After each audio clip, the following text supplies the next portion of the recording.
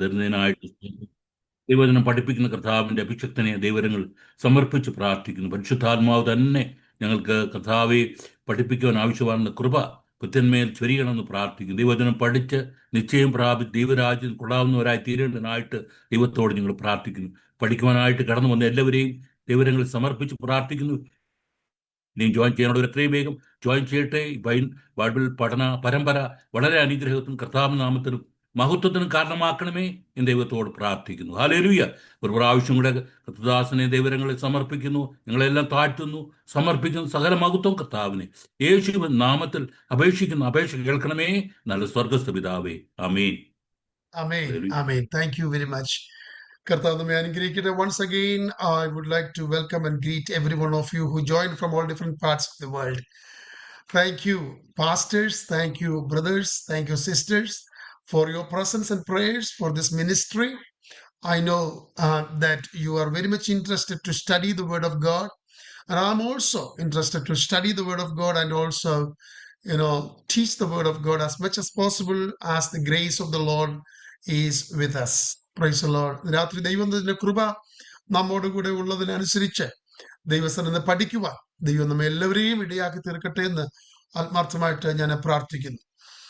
I'm not going to go back to the classes that we have gone through last week because it's going to be a repetition. കഴിഞ്ഞ ആഴ്ചകളിലൊക്കെ നമ്മൾ പഠിച്ച റോമാലേഖനത്തിന്റെ പഠന പരമ്പരയുടെ ബാക്കി കാര്യങ്ങളെക്കുറിച്ച് ഞാൻ ഇന്ന് രാത്രിയിൽ പറയുവാനായിട്ട് ആഗ്രഹിക്കുന്നില്ല. കാരണം അതൊരു ആവർത്തനമായിട്ട് വീണ്ടും നമുക്ക് തോന്നുവാൻ സാധ്യതയുണ്ട്. ഇന്ന് രാത്രി നമ്മൾ പഠിക്കാൻ ആഗ്രഹിക്കുന്നത് 1-ാം അധ്യായത്തിന്റെ 18 മുതലുള്ള കാര്യങ്ങളാണ്. Tonight we are going to study from Romans chapter 1 verse 18 onwards. Romans chapter 1 verse 18 onwards. So here we are going to talk about the people who gave up their God, gave up on God. ദൈവത്തെ ഉപേക്ഷിച്ച ഒരു കൂട്ടം ജനത്തെക്കുറിച്ചും ആണ് ഇന്ന് രാത്രി നമ്മൾ ചിന്തിക്കുവാൻ പോകുന്നത്. ദൈവത്തെ ഉപേക്ഷിക്കുക എന്ന് പറഞ്ഞാൽ എന്താണ്? What does it mean by give up or give up God? And what happens when people give up God? What is the result of it? ദൈവത്തെ ഉപേക്ഷിക്കുന്ന ജനത്തിന് എന്താണ് അതിന്റെ റിസൾട്ട്, എന്താണ് സംഭവിക്കുക? ഇങ്ങനെയൊക്കെയുള്ള കാര്യങ്ങൾ 1-ാം അധ്യായത്തിന്റെ 18 മുതലുള്ള വാക്യങ്ങളിൽ നമുക്ക് കാണുവാനായിട്ട് കഴിയുന്നുണ്ട്. Verse number 18 says, For the wrath of God is revealed. For the wrath of God is revealed from heaven against all ungodliness and unrighteousness of people who suppress the truth in unrighteousness. 18-ാം വാക്യം മലയാളത്തിൽ ഇങ്ങനെ വായിക്കുന്നു: അനീതി കൊണ്ട് സത്യത്തെ തടുക്കുന്ന മനുഷ്യരുടെ സകല അഭക്തിക്കും അനീതിക്കും നേരെ ദൈവത്തിന്റെ കോപം സ്വർഗത്തിൽ നിന്ന് വെളിപ്പെടുന്നു.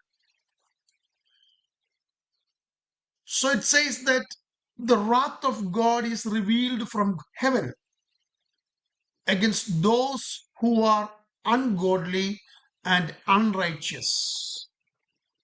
അപ്പൊ ദൈവത്തെ ഉപേക്ഷിക്കുന്ന ഒരു വ്യക്തി അല്ലെങ്കിൽ ഒരു കൂട്ടം ആളുകൾക്ക് എന്തു സംഭവിക്കുന്നു? അവരുടെ മേൽ ദൈവത്തിന്റെ കോപം വരുന്നു എന്നാണ് ഇവിടെ പൗലോസ് പഠിപ്പിക്കാൻ ആഗ്രഹിക്കുന്നത്. സ്വർഗത്തിൽ നിന്ന് ദൈവത്തിന്റെ കോപം വരുന്നു. So those who give up on God, God also give up on them. ദൈവത്തെ ഉപേക്ഷിക്കുന്നവരെ ദൈവവും ഉപേക്ഷിക്കുന്നു എന്നുള്ള സൂചനയാണ്, എന്നുള്ള മെസ്സേജാണ് നമുക്ക് ഇവിടെ കാണുവാനായിട്ട് കഴിയുന്നത്.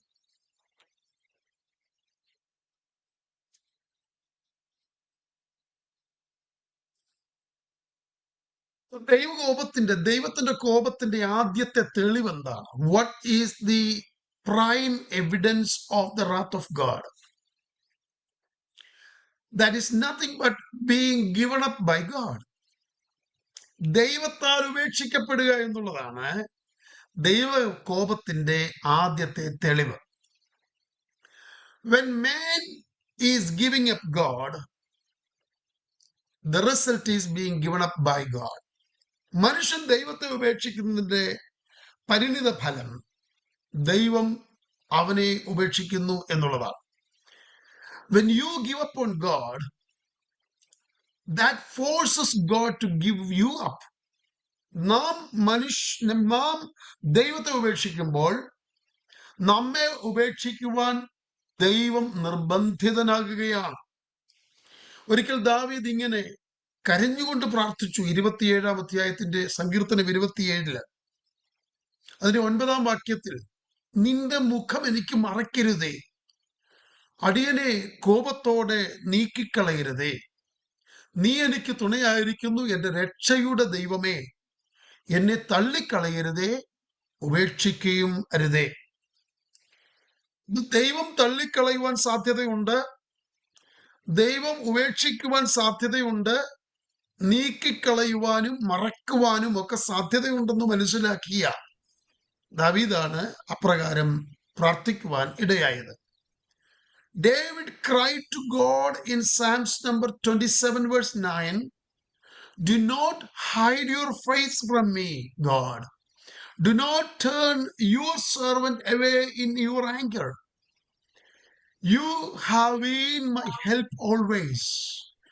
Do not abandon me nor forsake me, God of my salvation.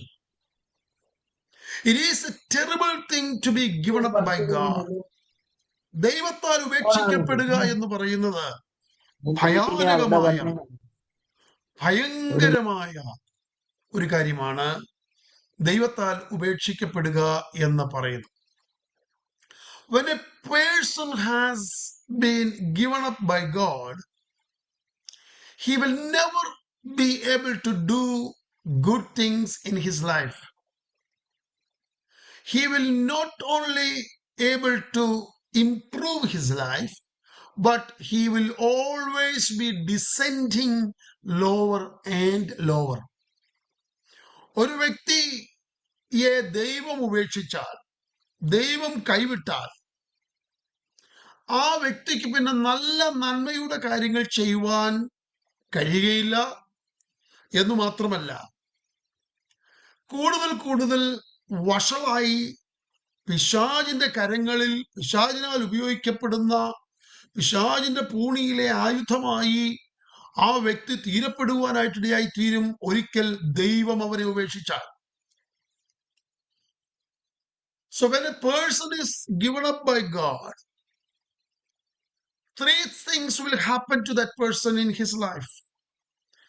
ദൈവം ഒരു വ്യക്തിയെ ഉപേക്ഷിച്ചാൽ അവന്റെ ജീവിതത്തിൽ 3 കാര്യങ്ങൾ സംഭവിക്കുമെന്ന് ഈ റോമാലേഖനം 1-ാം അധ്യായത്തിന്റെ 18 മുതലുള്ള വാക്യങ്ങളിൽ നമുക്ക് കാണുവാനായിട്ട് കഴിയുന്നുണ്ട്.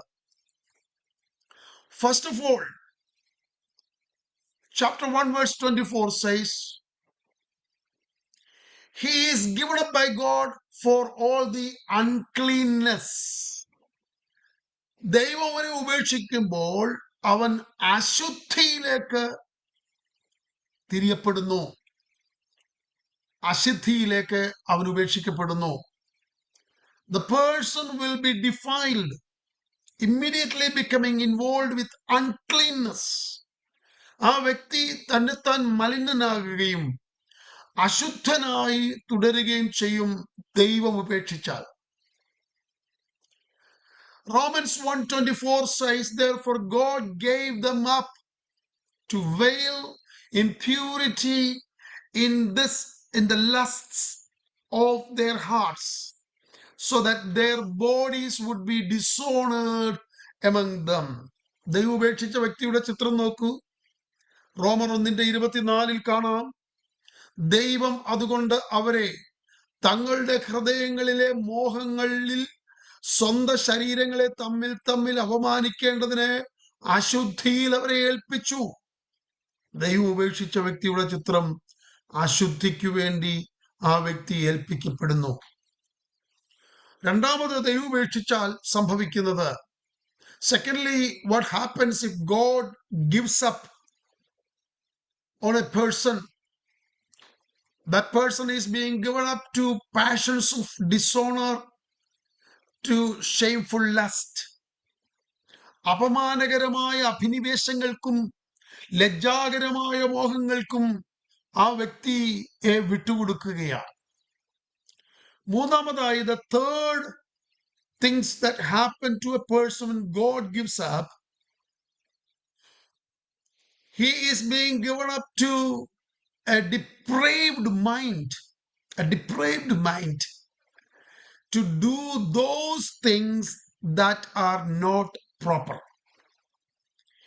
യോഗ്യമല്ലാത്ത ഉചിതമല്ലാത്ത കാര്യങ്ങൾ ചെയ്യത്തക്ക നിലയിൽ ദൈവം ആ വ്യക്തിയെ നികൃഷ്ട ബുദ്ധിക്ക് ഏൽപ്പിച്ചു എന്ന് 1-ാം അധ്യായത്തിന്റെ 28 നമ്മൾ കാണുന്നു. So the person who give up on God will give up that person to a depraved mind, whereupon he is not able to do any good things, but he is only able to do that things that are not proper, improper things. ഉചിതമല്ലാത്തത് ചെയ്യുവാൻ അവർ ഏൽപ്പിക്കപ്പെടും. In short, if a person is given up by God, God will allow him to have a mind that will make him unclean, shameful lust, and depraved mind to do improper things. ചുരുക്കം പറഞ്ഞാൽ, ഒരു വ്യക്തി ദൈവത്താൽ ഉപേക്ഷിക്കപ്പെടുകയാണെങ്കിൽ ആ വ്യക്തി അശുദ്ധിയിൽ മുന്നേറുകയും ലജ്ജാകരമായ മോഹങ്ങളിലും ഉചിതമല്ലാത്ത കാര്യങ്ങൾ ചെയ്യുന്നതായ തരത്തിൽ ഒരു ദുഷ്ട മനസ്സിന് ഉടമയായി ആ വ്യക്തി തീരുവാനായിട്ട് ഇടയായിത്തീരും. When we look around, we see many people are so foolish and shameful in their sinful ways,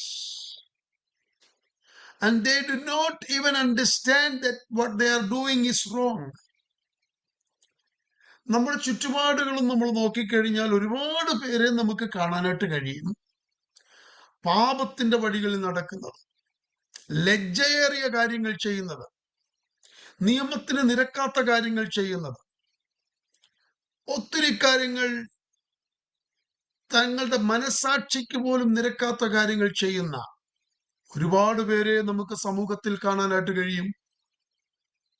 അവരൊരുപക്ഷെ മനസ്സിലാക്കുന്നില്ല അവർ ചെയ്യുന്നത് തെറ്റാണെന്ന് പോലും മനസ്സിലാക്കുവാൻ പോലും ഒരുപക്ഷെ അവർക്ക് കഴിയുന്നില്ല. They think there is nothing wrong in it. Nevertheless, they continue in sin because God has given them up to a depraved mind. തങ്ങൾ ചെയ്യുന്ന കാര്യത്തിൽ ഒരു തെറ്റുമില്ല എന്നാണ് ഈ കൂട്ടർ ചിന്തിക്കുന്നത്. ഇതിന് കാരണം അവരുടെ മനസ്സ് ആ വിധത്തിൽ കുരുടായിപ്പോയി, ക്രമീകരിക്കപ്പെട്ടു. ദൈവത്തോടുള്ള ബന്ധം വിച്ഛേദിച്ചത് കാരണം അവരുടെ മനസ്സങ്ങനെ കുരുടായി പോവുകയും പാപത്തിന്റെ അവസ്ഥയിൽ തുടരുകയുമാണ് ചെയ്യുന്നത്. മനുഷ്യവംശം എന്തുകൊണ്ടാണ് ദൈവത്തിന് മുമ്പാകെ ഇങ്ങനെയായി തീർന്നത്, ഒരു കുറ്റക്കാരായി തീർന്നത്? Why is the human race is guilty before God? How can a person give up God? ദൈവത്തെ ഒരു വ്യക്തിക്ക് എങ്ങനെയാണ് ഉപേക്ഷിക്കാൻ സാധ്യമാകുന്നത്? How can a person give up God? There are two words in this chapter that we can pick up from verse number 18 onwards, and those two words are, one is ungodliness, the other one is unrighteousness. രണ്ട് പ്രത്യേക പദങ്ങൾ ഈ ഭാഗത്തിൽ നിന്ന് നമുക്ക് പെറുക്കിയെടുക്കുവാനായിട്ട് കഴിയും. റോമർ 1:18 മുതലുള്ള വാക്യങ്ങളിൽ ഒന്ന് അഭക്തി എന്ന് പറയുന്ന വാക്കാണ്, രണ്ട് അനീതി എന്ന് പറയുന്ന വാക്കാണ്. അഭക്തിയും അനീതിയും. So verse number 18, once again I can read it for you. For the wrath of God is revealed from heaven against all ungodliness and unrighteousness all the people who suppress the truth in unrighteousness. അനീതി കൊണ്ട് സത്യത്തെ തടുക്കുന്ന സകല മനുഷ്യരുടെ സകല അഭക്തിക്കും അനീതിക്കും നേരെ ദൈവത്തിന്റെ കോപം സ്വർഗത്തിൽ നിന്ന് വെളിപ്പെടുന്നു. What is ungodliness? എന്താണ് അഭക്തി എന്ന് പറയുന്നത്? Ungodliness refers to man's offenses against God. ദൈവത്തിനെതിരെ മനുഷ്യൻ ചെയ്യുന്ന ഏത് കാര്യവും അത് അഭക്തി ആണ്. ദൈവത്തിനെതിരെ മനുഷ്യൻ ചെയ്യുന്ന ഏത് കാര്യവും അത് ദൈവത്തോടുള്ള അഭക്തിയാണ്, സ്നേഹത്തിന്റെ കുറവാണ്. Whatever a man is doing as an offense against God is classified as the ungodliness. And then second word was unrighteousness.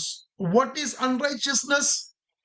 The definition of unrighteousness is the sins a man does against another man. അനീതി എന്ന് പറയുന്നത് ഒരു മനുഷ്യൻ മറ്റൊരു മനുഷ്യനെതിരെ ചെയ്യുന്ന തെറ്റുകളെയാണ്.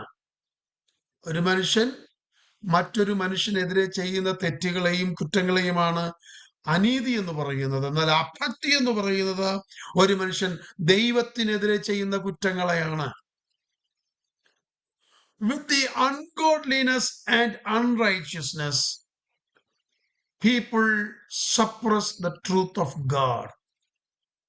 ഈ അനീതി കൊണ്ടും അഭക്തി കൊണ്ടും മനുഷ്യരെന്ത് ചെയ്യുകയാണ്? ദൈവത്തിന്റെ സത്യത്തെ മൂടുകയാണ്, മറയ്ക്കുകയാണ്, തടയുകയാണ്. അതാണ് 18-ാം വാക്യം പറഞ്ഞത്. അനീതി കൊണ്ട് സത്യത്തെ തടയുന്ന സകല മനുഷ്യരുടെ സകല അനീതിക്കും അഭക്തിക്കും നേരെ ദൈവത്തിന്റെ കോപം സ്വർഗത്തിൽ നിന്ന് വെളിപ്പെടുന്നു. So that's why here in Romans chapter 8, 1 verse 18, Paul says, the wrath of God is revealed from heaven against those who are doing all the ungodliness and unrighteousness.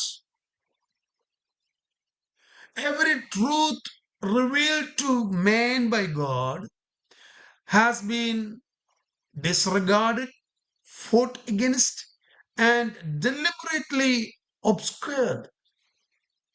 അഭക്തിയും അനീതിയും ഉള്ള മനുഷ്യൻ ദൈവത്തിന്റെ സത്യത്തെ എന്ത് ചെയ്യുന്നു? അടിച്ചമർത്തുന്നു. ദൈവം മനുഷ്യന് വെളിപ്പെടുത്തിയ എല്ലാ സത്യങ്ങൾക്കുമെതിരെ അങ്ങനെയുള്ള മനുഷ്യൻ പോരാടുകയും സത്യത്തെ അവഗണിക്കുകയും മനഃപൂർവം മറച്ചുവെക്കുകയും ചെയ്യുന്നു. And secondly, we see that the people who do not honor God as God, ദൈവത്തെ ദൈവമെന്നറിഞ്ഞിട്ടും അവനെ ദൈവമെന്ന് ഓർത്ത് മഹത്വീകരിക്കുകയോ നന്ദി കാണിക്കുകയോ ചെയ്യാതെ തങ്ങളുടെ നിരൂപണങ്ങളിൽ അവർ വ്യർത്ഥരായി തീർന്നു. അവരുടെ വിവേകമില്ലാത്ത ഹൃദയം ഇരുണ്ടുപോയി എന്ന് നമ്മൾ അവിടെ വായിക്കുന്നു. So there are people who know God, they knew God, but they did not glorify God as God. അവർക്ക് ദൈവത്തെ അറിയാം, പക്ഷെങ്കിൽ ദൈവത്തെ ദൈവമെന്ന് ഓർത്ത് മഹത്വപ്പെടുത്തുവാൻ കഴിയുന്നില്ല. The problem is not that they don't know God. ഇവിടുത്തെ പ്രശ്നം ദൈവത്തെ അറിയില്ല എന്നുള്ളതല്ല. ഇവിടുത്തെ പ്രശ്നം ദൈവത്തെ അറിയാമെന്നുള്ളതാണ്. The problem is that they know God, yet refuse to glorify Him as God. ദൈവത്തെ അറിയാമെന്നുള്ളതാണ് വിഷയം. പക്ഷെ അറിഞ്ഞിരിക്കുമ്പോഴും ദൈവമെന്നറിഞ്ഞ് അവരെ മഹത്വപ്പെടുത്തുന്നില്ല എന്നുള്ളതാണ് ഇവിടുത്തെ പ്രശ്നം. അതുകൊണ്ട് ദൈവവചനം പറയുന്നു, അവർക്ക് ഒഴികഴിവില്ല, അവർക്ക് മാറാൻ കഴിയില്ല, ഒഴിഞ്ഞു മാറാൻ കഴിയില്ല. Therefore, the mankind is without excuse. ഒരു എക്സ്ക്യൂസും ഇല്ല. Because instead of glorifying God, the man transformed his own idea of God into forms and images more comfortable to his corrupt and darkened heart. ദൈവത്തെ മഹത്വപ്പെടുത്തേണ്ടതിന് പകരം മനുഷ്യൻ എന്ത് ചെയ്തു? അഭക്തി കൊണ്ടും അനീതി കൊണ്ടും മനുഷ്യൻ ചെയ്ത കാര്യം എന്താണെന്നറിയാമോ? തന്റെ ഇരുണ്ട ഹൃദയത്തിൽ തോന്നിയ ദൈവിക സങ്കല്പത്തെ ഒരു വിഗ്രഹമാക്കി, അവന്റെ ഹൃദയത്തിൽ തോന്നിയ ആകാരമുള്ള സാദൃശ്യമുള്ള പക്ഷിയുടെയും നാൽക്കാലിയുടെയും മൃഗത്തിന്റെയും ഇഴജാതിയുടെയും ഒക്കെ രൂപസാദൃശ്യമാക്കി ആരാധിക്കുവാനായിട്ട് തുടങ്ങി. Charles Spurgeon once said, some theological friends over there who knows so much that they can split hairs over doctrines. It doesn't matter what you think or what you know, unless it leads you to glorify God and to be thankful. ഒരിക്കൽ പ്രസംഗികളുടെ പ്രസംഗികനായിരിക്കുന്ന Charles Spurgeon ഇങ്ങനെ പറഞ്ഞു, ദൈവശാസ്ത്രത്തിൽ വളരെ പാണ്ഡിത്യമുള്ള പണ്ഡിതന്മാർക്ക് ഒരുപക്ഷെ ഉപദേശങ്ങളുടെ ആഴമൊക്കെ വളരെയധികം അറിയാവുന്നവരാണ്. തലമുടി കീറി മുറിച്ച് അതിന്റെ ആഴങ്ങളിലേക്ക് ഇറങ്ങി അവർക്ക് വ്യാഖ്യാനിക്കാൻ കഴിയും. എങ്കിലും എത്രമാത്രം അറിവുണ്ട് എന്നുള്ളതല്ല വിഷയം. ആ അറിവ് ദൈവത്തെ മഹത്വപ്പെടുത്തുന്നതിനും നന്ദിയുള്ളവരായി നന്ദി പറയുന്നതിനും ഉപയോഗിക്കപ്പെടുന്നുണ്ടോ എന്നുള്ളതാണ് കാര്യമെന്ന് Spurgeon പറയുവാനായിട്ട് ഇടയായിത്തീർന്നു. So here we see people who are not thankful to God, who are not glorifying God or giving honor to God that belongs to God. ദൈവത്തിന് ലഭിക്കേണ്ടതായ നന്ദിയും ആരാധനയും ബഹുമാനവും കൊടുക്കുവാൻ കഴിയാതെ, ദൈവത്തെ ദൈവമെന്ന് അറിഞ്ഞിട്ട് പോലും അത് ഓർത്തവനെ മഹത്വപ്പെടുത്തുവാനോ നന്ദി കാണിക്കുവാനോ ചെയ്യാതെ വ്യർത്ഥമായി തീർന്ന ഹൃദയത്തിന്റെ ഉടമകളായ, വ്യർത്ഥ നിരൂപണങ്ങളുള്ള ഹൃദയത്തിന്റെ ഉടമകളായി അവരുടെ വിവേകമില്ലാത്ത ഹൃദയം ഇരുണ്ടുപോയി എന്ന് പറയുക. So what we are learning here, when we are not able to thank God, worship God as He is, we will have a darkened heart, a blind heart, where we will have foolish thoughts that are in the blind heart. വിവേകമില്ലാത്ത ഹൃദയങ്ങൾക്കകത്തുള്ള വ്യർത്ഥമായിരിക്കുന്ന ചിന്തകളാൽ നിറയപ്പെട്ട ഒരു വ്യക്തിത്വമായിരിക്കും ദൈവത്തിന് നന്ദി പറയുവാൻ കഴിയാത്തവരുടെ അവസ്ഥ എന്ന് നാം മനസ്സിലാക്കണം. Charles Spurgeon again said, I cannot say anything much worse of a man than that he is not thankful to those who have been his benefactors.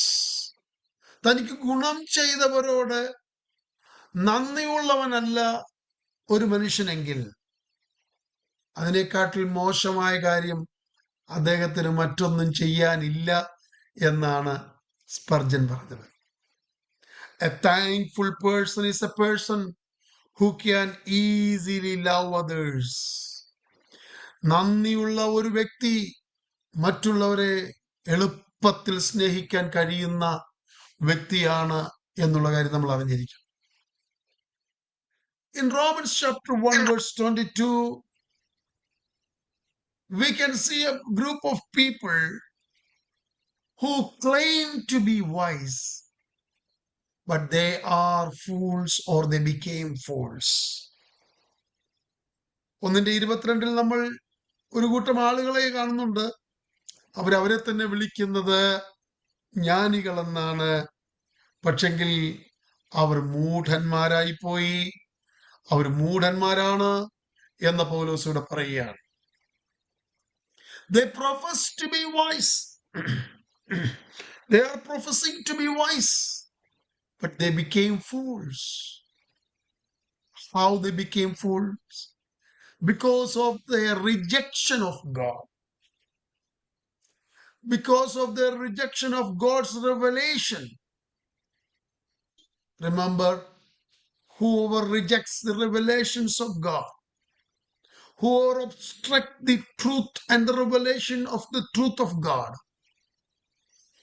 they do not make themselves smarter or better, but they will be fools in the eyes of God.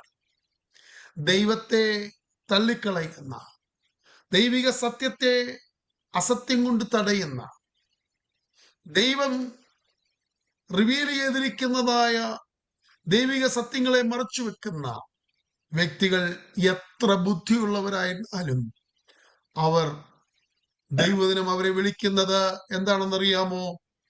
അവരെ വിഡ്ഢികൾ എന്നാണ് വിളിക്കുന്നത്. It makes mankind futile in their thoughts and makes our foolish hearts darkened, and the people become fools. ജ്ഞാനികളാണെന്ന് അവകാശപ്പെട്ടുകൊണ്ട് വിഡ്ഢികളായി മൂഢന്മാരായി പോകുന്ന, ദൈവത്തിന്റെ വെളിപ്പെടുത്തലുകളെ നിരാകരിക്കുന്ന, നിരസിക്കുന്ന പ്രിയപ്പെട്ടവർക്കൊരിക്കലും ഒരു മികച്ചവരോ ബുദ്ധിയുടെ കാര്യങ്ങളിൽ വൈഭവമുള്ളവരോ ആയി തീരുവാൻ കഴിയില്ല. അവരുടെ ഹൃദയങ്ങൾ ഇരുണ്ടു പോകുന്നു, അതുകൊണ്ട് അവർ വിഡ്ഢികളായി തീരുന്നു എന്ന് ദൈവവചനം പറയുന്നു. ഇവിടെ പറയുന്നത് നിരൂപണങ്ങളിൽ വ്യർത്ഥരായി തീർന്നു, വിവേകമില്ലാത്ത ഹൃദയം ഇരുണ്ടുപോയി. ഇതൊക്കെ വ്യക്തിപരമായി വെളിപ്പെടുത്തുന്ന സത്യം എന്താണെന്ന് ചോദിച്ചാൽ, ദൈവത്തിന്റെ കോപം ഒരു മനുഷ്യനുമേൽ വന്നതിന്റെ ഉദാഹരണമാണ്. ദൈവകോപം ഒരു വ്യക്തിയുടെ മേൽ കടന്നു വന്നാൽ എന്ത് സംഭവിക്കുമെന്നുള്ളതാണ് ഇപ്പോൾ നാം ഇവിടെ ഈ വാക്യത്തിലൂടെ ചിന്തിച്ചുകൊണ്ടിരിക്കുന്നത്. Those who are godless and unrighteous, progressively and unendingly seek to suppress the truth of God.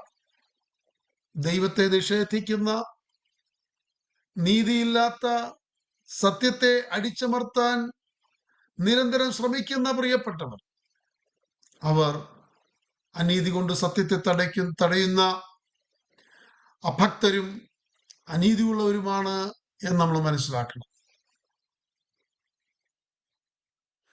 Their aim is lost because the realities of creation proclaim that God exists. അവരുടെ ലക്ഷ്യം എന്താണെന്നറിയാം?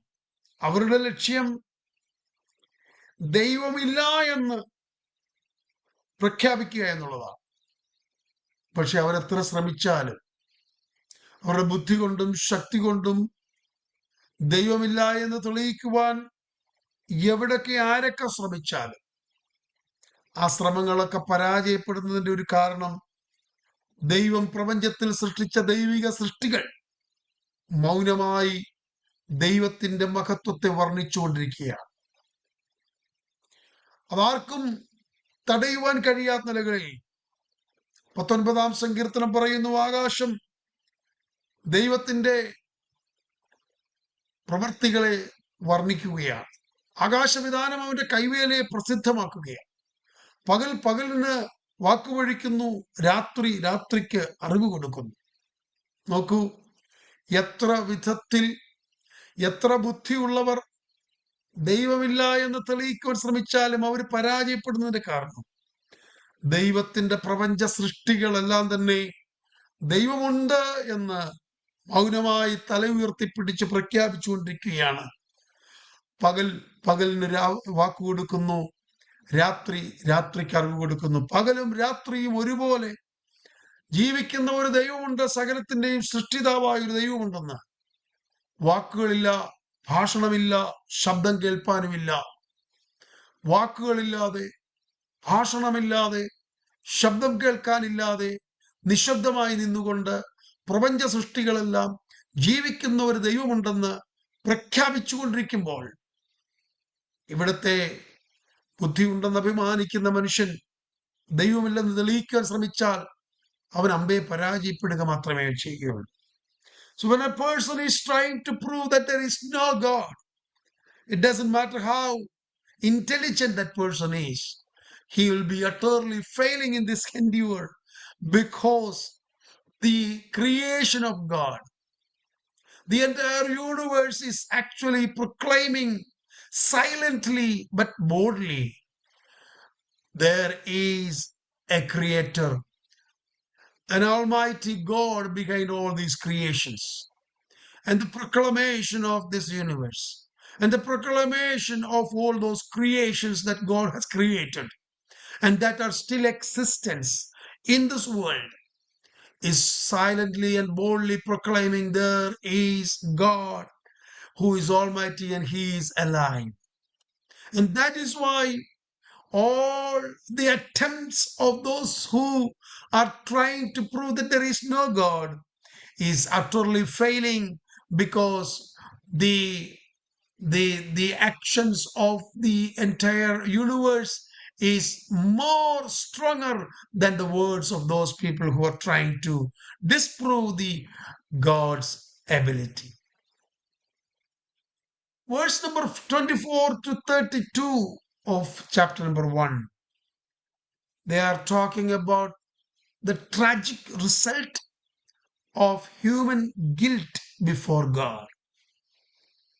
ദൈവം മുമ്പാകെ കുറ്റക്കാരനായ മനുഷ്യന്റെ ദാരുണമായ അവസ്ഥയെക്കുറിച്ച് റോമാലേഖനം 1:24 മുതൽ 32 വരെയുള്ള വാക്യങ്ങളിൽ പൗലോസ് സവിസ്തരമായിട്ട് പറയുക. God gives man up to the sin and for his evil heart's desire, allowing him to experience the self-destruction which is the result of the sin. ദൈവത്തോട് മത്സരിക്കുന്ന മനുഷ്യനെ ദൈവം എന്തിനു വേണ്ടി വിട്ടുകൊടുക്കുന്നറിയാമോ? നീ പോയി പാപം ചെയ്യുക, നിനക്കിഷ്ടമുള്ളത് അതല്ലേ. പാപം ചെയ്യാനായിട്ട് അവനെ വിട്ടുകൊടുക്കുക. പാപം ചെയ്യുക മാത്രമല്ല, പാപത്തിന്റെ ഫലം എന്തൊക്കെയുണ്ടോ അതൊക്കെ ഒന്ന് അനുഭവിക്കുവാനായിട്ടും കൂടെ ആ മനുഷ്യനെ ദൈവം അനുവദിച്ചു കൊടുക്കുകയാണ്, വിട്ടുകൊടുക്കുകയാണ്.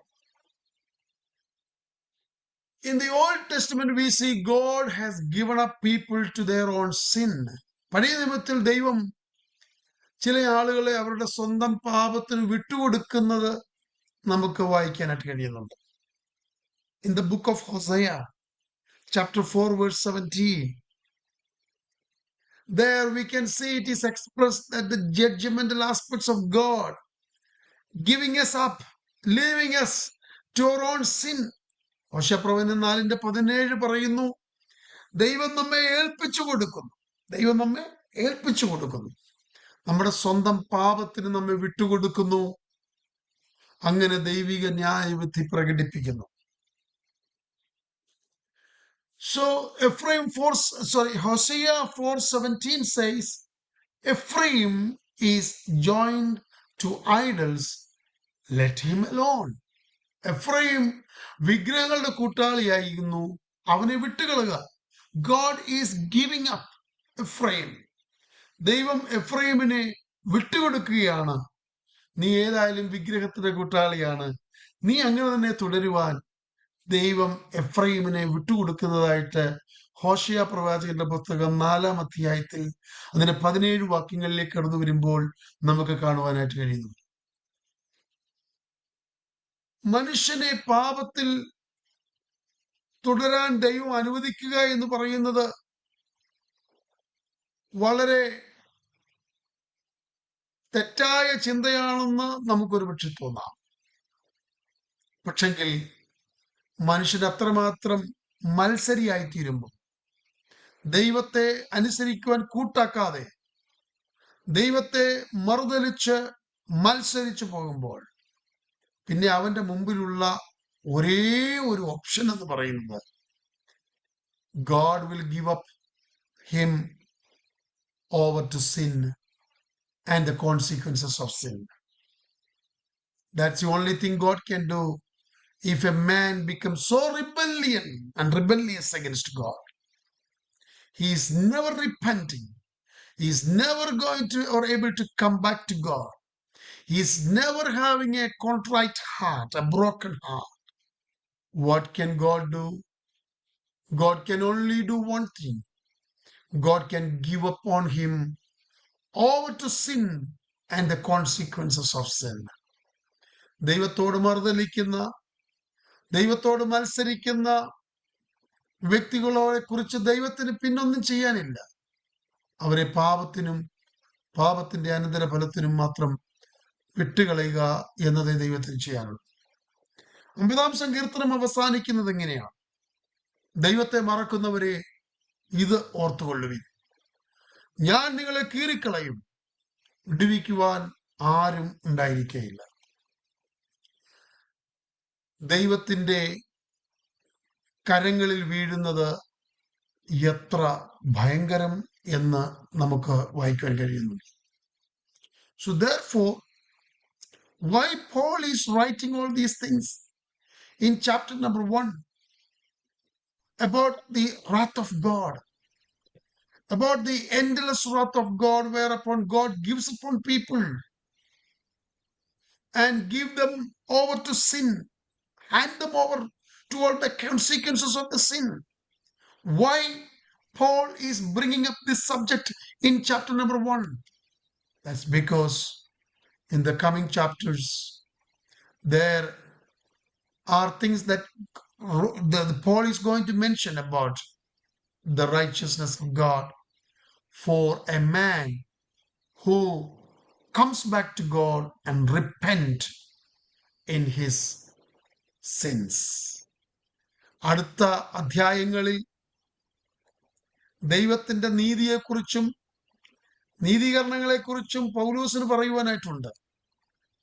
അതുകൊണ്ടാണ് ദൈവത്തിന്റെ കോപത്തെക്കുറിച്ച് ഈ 1-ാം അധ്യായത്തിൽ അതിന്റെ കോൺസിക്വൻസസിനെ കുറിച്ച് ഇത്ര ശക്തമായി പൗലോസ് ഓർമ്മിപ്പിച്ചത്. കാരണം മത്സരിക്കുന്ന ഒരു വ്യക്തിക്ക് ദൈവത്തിന്റെ കോപം ലഭിക്കുമ്പോൾ, അനുതപിക്കുന്ന ഒരു വ്യക്തിക്ക്, മടങ്ങി വരുന്ന ഒരു വ്യക്തിക്ക്, ഹൃദയം നുറുങ്ങി ദൈവസ്ഥലിൽ അടുത്തു വരുന്ന ഒരു വ്യക്തിക്ക് ദൈവം അവനെ സ്നേഹം കൊണ്ട് തിരിച്ചെടുക്കുകയും ക്ഷമ കൊണ്ട് അവനെ ആശ്ലേഷിക്കുകയും നീതി അവനെ ധരിപ്പിക്കുകയും ചെയ്ത് ദൈവ പൈതലായി അവനെ സ്വീകരിക്കുകയും ചെയ്യും. And that's a message of the book of Romans. അതാണ് റോമാലേഖനത്തിന്റെ മെസ്സേജ് എന്ന് പറയുന്നത്. The book of Romans is giving us a great message of the righteousness of God, through which we will be saved and we will be made righteous. But in this first chapter, Paul is giving us a warning to those who are rebellious against God, and they will be condemned. They will be judged by God. They will be given to the sins by God and the consequences of sins. But those who repent will be received by God and covered by God's righteousness. ഇന്ന് രാത്രിയിൽ നമുക്കാർക്കും ഒരു ദൈവത്തോട് rebellious ആയി മത്സരിക്കുന്ന ഹൃദയം ഉണ്ടാകാതെ ദൈവത്തിന്റെ നീതിയിൽ ആശ്രയിച്ച്, ദൈവത്തിന്റെ കരുണയിൽ ആശ്രയിച്ച് ദൈവത്തെ മഹത്വപ്പെടുത്തുവാൻ ദൈവം നമുക്ക് എല്ലാവർക്കും കൃപ ധാരാളമായി നൽകട്ടെ എന്ന് ഞാൻ ആത്മാർത്ഥമായിട്ട് പ്രാർത്ഥിക്കുന്നു. അങ്ങനെ പ്രാർത്ഥിച്ചുകൊണ്ട് എൻ്റെ വാക്കുകളെ ഇവിടെ ചുരുക്കുന്നു. സമയം കഴിഞ്ഞല്ലോ. അതുകൊണ്ട് നമുക്കൊരുമിച്ച് പ്രാർത്ഥിക്കാം.